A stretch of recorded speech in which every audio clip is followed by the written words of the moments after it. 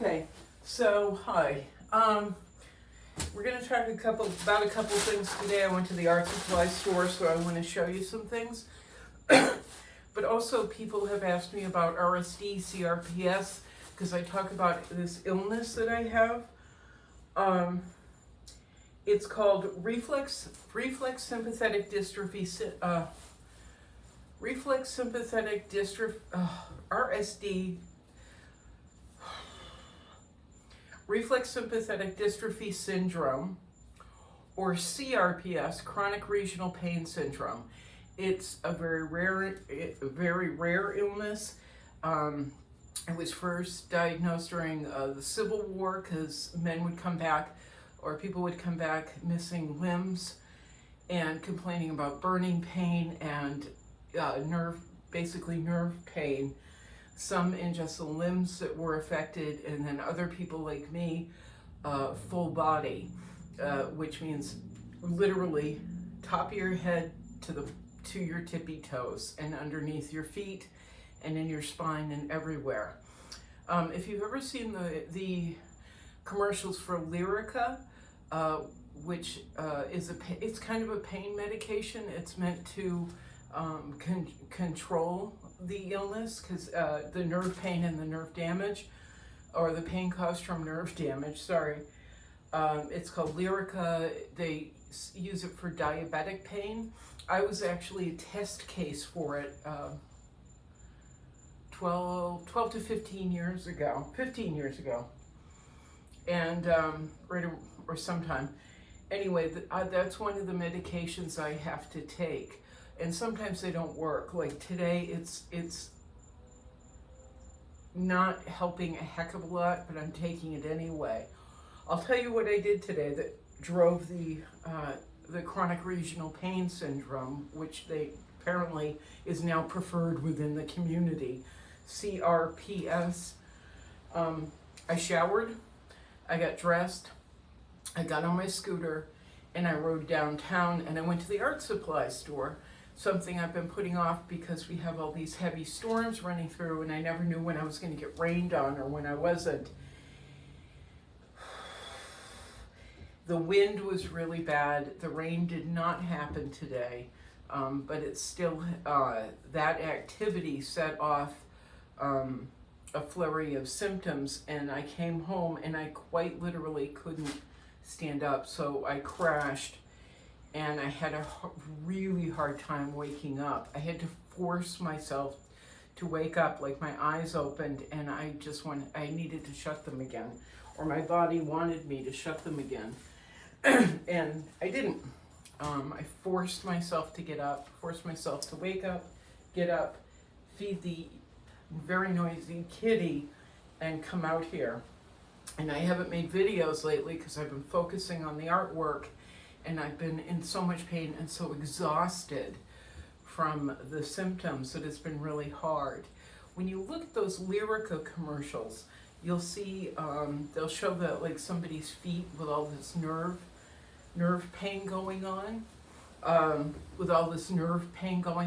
they'll talk about burning and the pain. That actually starts at the top of my head, and it goes literally into my brain. Because there's so many nerves in the brain, goes down to my spine, down my arms, down my throat, my arms, and down to my hands, which are just a net. Yes, I know. A nest. Yes, I know. A net. Yes, kitty. Yes. Okay. Stop. He's been doing that for hours. A nest of nerves down to my torso, legs, and feet. And there are times when the CRPS gets so bad. Another symptom is my feet and legs swell up, my hands and arms swell up, they hurt. I can't feel my hands at all. Sometimes I can't feel my legs, and then sometimes I'll get covered with all these little spots like I have measles, and those have gone all the way from my feet, and I can watch them like measles going up my feet, and I have some right now going up my feet up to my torso. I've had them go up to here, and then all of a sudden these blood warts will start popping out. It's very attractive and fun, as you can guess. So I just wanted to explain the RSD, CRPS, and what happens. But we keep working anyway. So when I talk about it, this is what I'm talking about when I say I don't feel well. It means I feel like I'm being crushed in a baler, one of those big things that smushes cardboard, and I'm being electrocuted at the same time. It's hard to think, it's hard to talk, it's hard for me to find words. But today we went down to the art supply store, regardless, because I needed certain colors to keep going. On several of my canvases, I have to do the edges, and I have a very specific treatment for my canvases. It's my signature. Put down stencils and things down the side, and I've been trying to, for 3-4 weeks, trying to get downtown to my favorite art supply store to pick things up, and I went in today, and a lot of the shelves were empty. So I got what I could, but oh shoot, that can is somewhere. Anyway, I had a can of teal that I've been looking to replace, and the top of it is just completely covered with paint, which happens with aerosols. I couldn't read the name of it. I've been doing this for 10 years, using aerosol paints.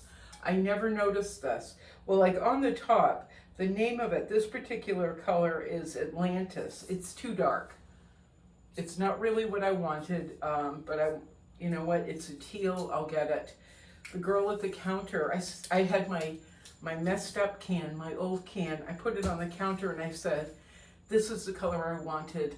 This is my favorite, I can't find it. She said, it's specially ordered for us. That's why Michael's, the other store I go to, which is right up the street from me, doesn't carry it. There aren't any other art supply stores in the city that I know of. There's a drafting store, I think, that carries a couple things, but they don't carry spray paint. So they were out of the one I wanted, which is something, I can't remember the name of it now. It's sitting on the can is sitting on my desk. This is Atlantis, too dark. I said, I can't remember the name. The name is covered with paint because the top is all covered. I've been doing this for 10 years, like I said. The young girl at the counter picked it up and said, the name is on the bottom. There we are. So now I don't have to worry about keeping records or not keeping records of my favorite colors. The name of it is on the bottom. Big fat duh there. I've been looking all over for 10 years. I've been like, oh no, I'll just carry the can with me and go to the store. So anyway, they were out of this. Or out of the teal I like. They're out of the green that I usually get from them. They were out of the orange that I normally get from them. And I'm not sure what's going out on at that store, but it doesn't look good. They were out of a lot of stuff that I buy. I did manage to get their last bottle of Neo McGilp, which right now looks like the last big bottle in the city. Michael's doesn't have it, and now this store doesn't have it. They will order what you like. You need to stop that. They will order things for you, so it doesn't feel good or look good, and that's where small businesses are right now in COVID-19. Anyway, so I got colors that would kind of work, not what I want, but at least we got the Neo McGilp. I went through and I bought Titanium Buff, which I use a lot of. I'm not sure the point of this really. I'm not. Titanium Buff that I use a lot. Titanium White by Gamblin that I use a lot. The 1980 Turquoise, which is nice and light, and I have gone through, I think, 3 tubes of it in the past week and a half.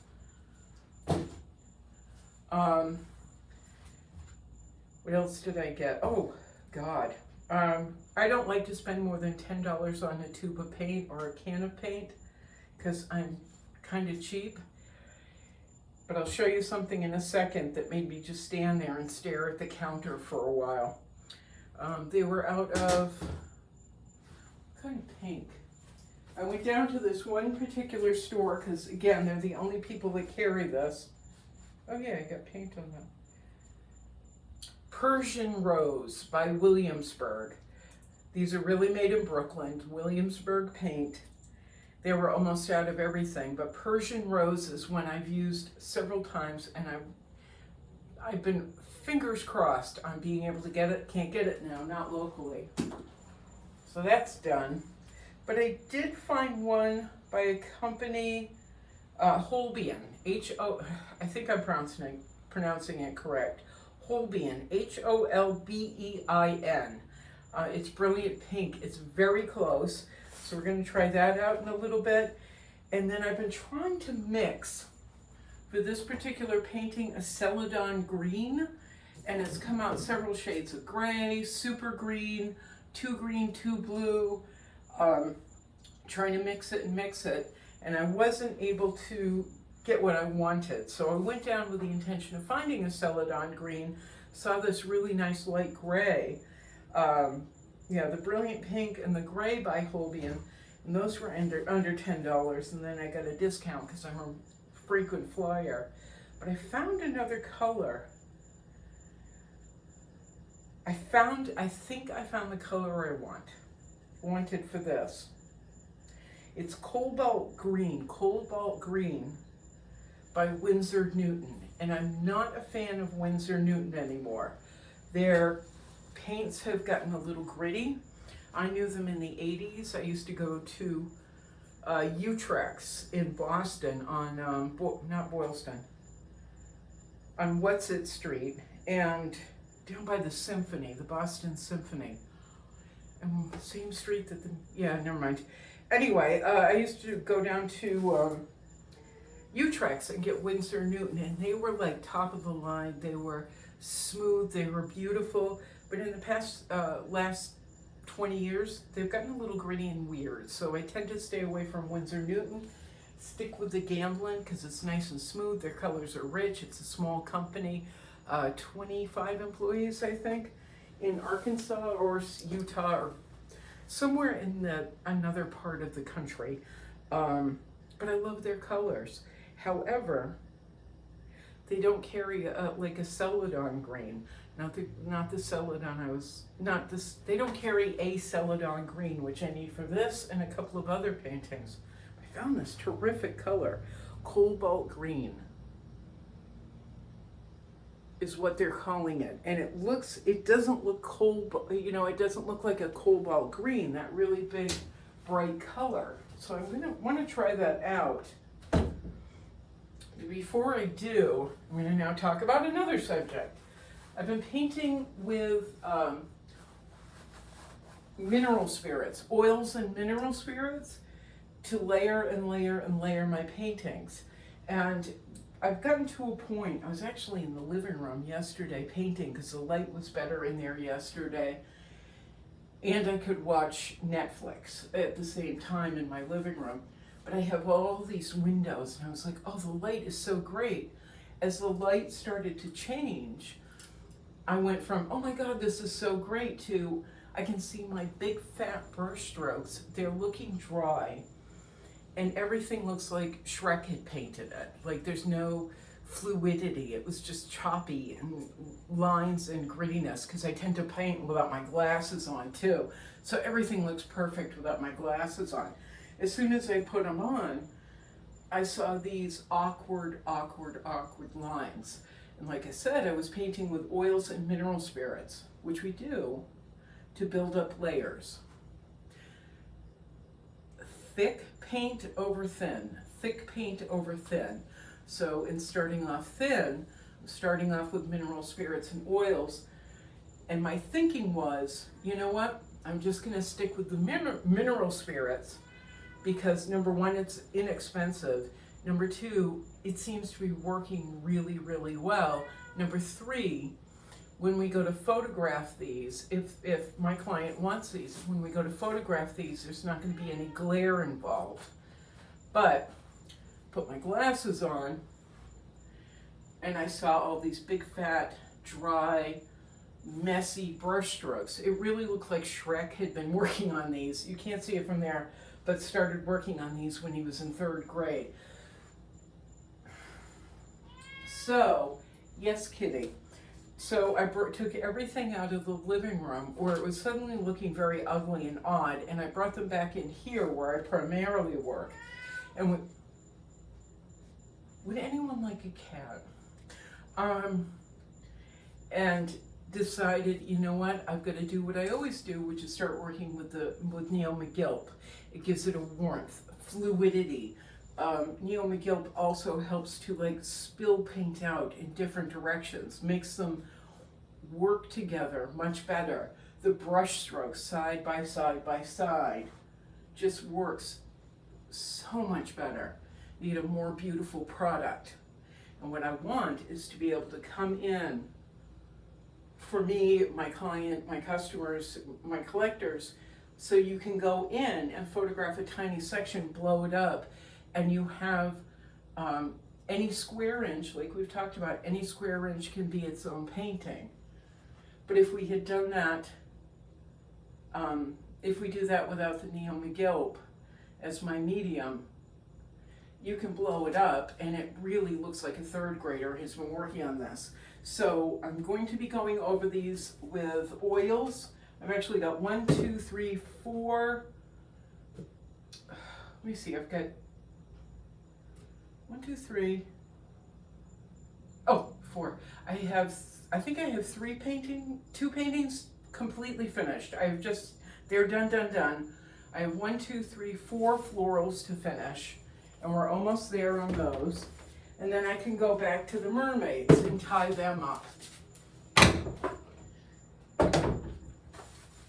Oh, the other thing is, I'm such a mess today. You'll have to excuse me.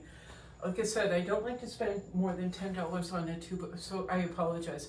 I don't like to spend more than $10 on a tube of paint.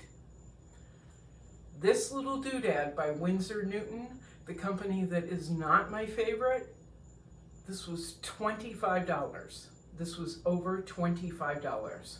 This better be the color I want it to be. Or at least I can mix it in with other things and get the color I want it to be. Nope, it's a teal. It looked like the right color in the tube. It is a teal. So, wow.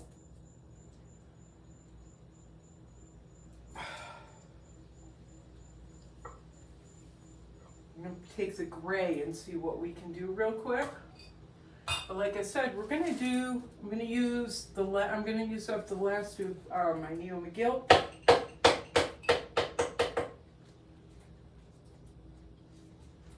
Let's pull this in.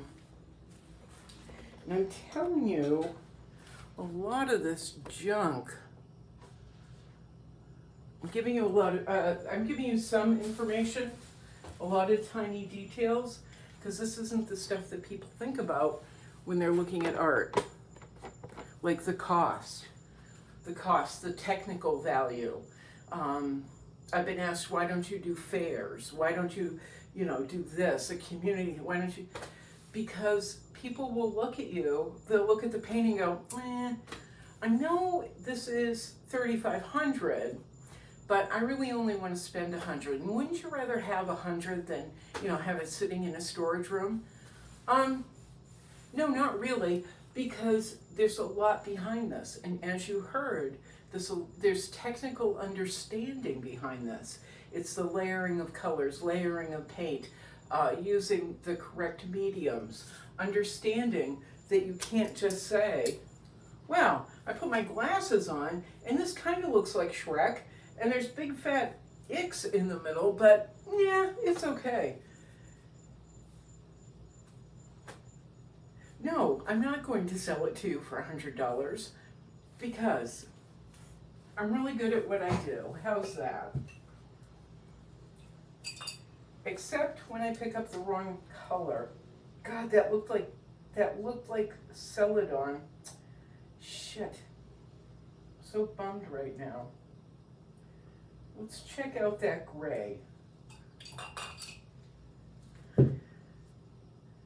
That gray mixed with this cobalt green is what it's supposed to be. And actually, that's very close to what I already have down there. So that was 25 down the drain. Maybe I'll see some value in it later. Let me try mixing that with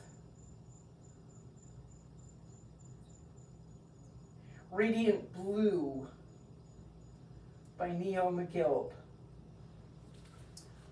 Actually, I shouldn't even, oh, that's much nicer. All right, this might be a little hard to see. Or, oh, you can, I think you might be able to see it. This is actually not bad. I've been trying to kind of fudge my way to a Celadon, which is a nice green blue, very, very light, and it hasn't been working. But you know what? Radiant Blue, the Gamblin's Radiant Blue mixed with this Cobalt Green is actually really nice. It doesn't look as dead as this. This color in the background has Transparent Earth Red, Titanium Buff, Titanium White, and then 1980 Turquoise by Gamblin.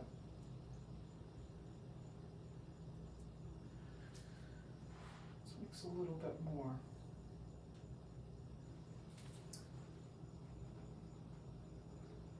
Still too blue.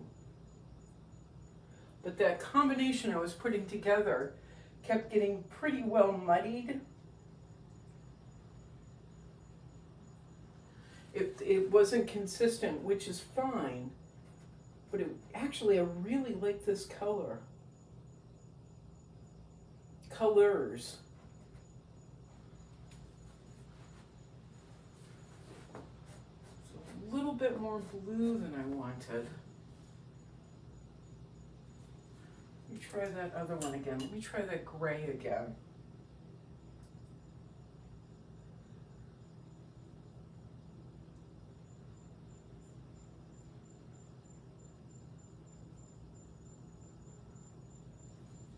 Let me try that gray one more time.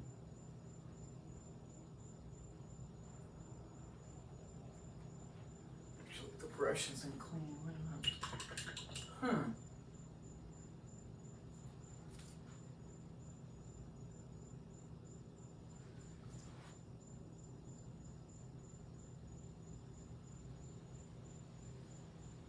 This is the gray with the cobalt green.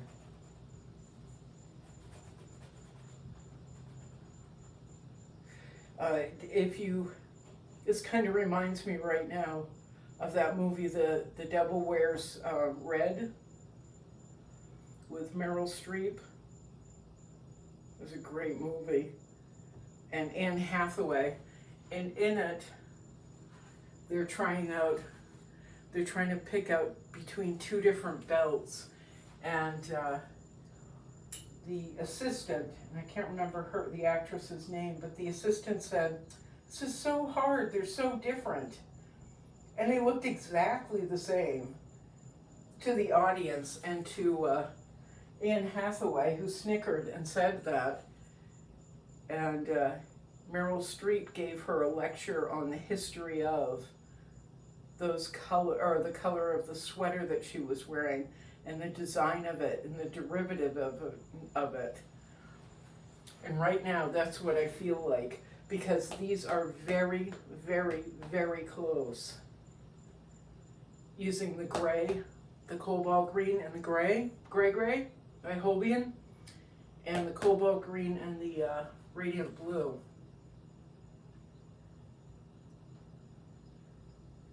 I think I'm gonna step back, breathe with the colors for a few minutes, take a look, but I'm pretty thrilled about this. Oh, I wanted to try one thing. I'm gonna take this brilliant pink, which is actually pretty close to the Williamsburg, a little bit lighter, but close to the Williamsburg I had. I'm going to mix it with some what is it? What do I have? I think it's this crimson red. Utrecht Crimson Red. And this is one thing that was really driving me crazy. My five petal lilies. There is no such thing as a 5-petal lily. I made these to reflect starfish, which the client who I'm working on this for has. They sell starfish. But I was very, very frustrated with these yesterday. The color, the bombacity of them. They had no charm. But I think that brilliant pink is going to do it. Mixed with the Utrecht Crimson, which is almost a brownish red. But I really think this is going to do it. With the Neo McGilp again. That was a huge factor in this. Getting downtown to be able to get Neo McGilp.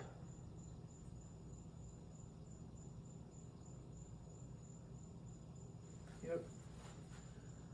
That's going to give this the richness and more fluidity, and I'll be able to play with the color a little bit better than I could yesterday trying to mix in, you know, titanium buff and a few other colors that I had, trying to make a nice lighter crimson red, trying to mix in other reds. I'm glad I made that trip. I'm not happy about the 2.5 hour, 3 hour nap I needed afterwards, but I think we did it. And I'm gonna put some transparent earth red over that. We'll do some of this. So I'm gonna count the really bright floral that was up here a minute ago. I'm gonna count that one done. I gotta sign it. I'm gonna get this wrapped up tonight. I'm gonna wrap up a third one, and this is where specifically, this painting specifically is where I saw a lot of dryness. And, oh, this was super clumsy. Never mind. That was clumsy as well. But this one, once I put my glasses on, was embarrassingly clumsy. So I'm looking forward to going in tonight and cutting in now with that really beautiful cobalt green that we've got. That's going to give me some options. That $25 tube of paint is going to give me options. Now I've got options to fill in other places, as well as put my glasses on and see, like in here, where there's extra marks. People have said to me, you're a loose painter. I've had painters say, I wish I could paint that loose and tight at the same time. But there's a point where it's just sloppy, and I don't want to be sloppy. Now I've also got pinky marks everywhere where I lay my pinky down. So this is what I'm working on in the studio. I'm going to wrap up these 3 tonight. I've got another 4x4 that I'm kind of working on, but I've been trying to fudge it, and I can't fudge it anymore. Today's trip, ready? I didn't have the money to spend. Today's trip cost me $125. $125.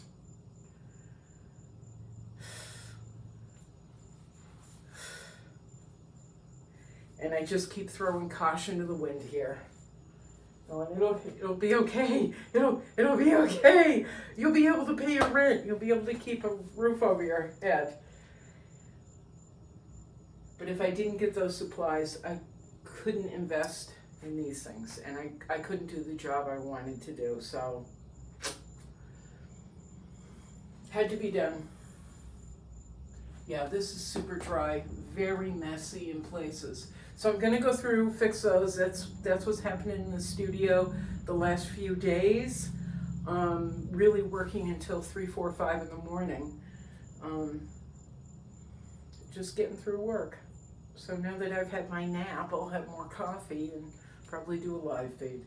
All right, anyway, that's the haps. And that's it. Yep, that's the haps. Kitty got quiet. Did he run away? I don't know. Anyway, We'll see you later. Ciao. Oh, by the way, I didn't do this at the beginning. I'm sorry. Once again, not feeling well. I'm Beck Lane. This is Studio 120, and we'll do a live feed. All right, ciao. Ass backwards all the time. Ciao.